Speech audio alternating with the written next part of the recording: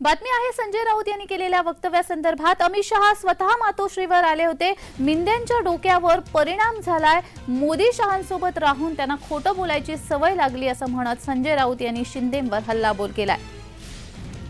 संजय राऊत यांनी मुख्यमंत्री एकनाथ शिंदे यांच्यावरती हल्लाबोल केलाय।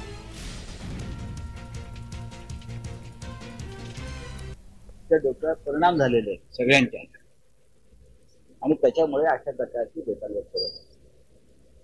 2014ला युती तुटल्यावर युती भाजपची येऊन त्यानंतर लोकसभा निवडणुकीसाठी जेव्हा त्यांची फाटली, आपण जिंकू शकत नाही, तेव्हा स्वतः अमित शहा भाजपचे अध्यक्ष हे स्वतः मातोश्रीवरती मग कशा करता आले पायऱ्या चढून, याचं उत्तर या महाशयाने द्यावं। हे मोदी आणि शहांबरोबर राहून राहून त्यांना खोटं बोलण्याचं व्यसन झालं। गांजा मारतात, खोटेपणाचं आणि बोलतात।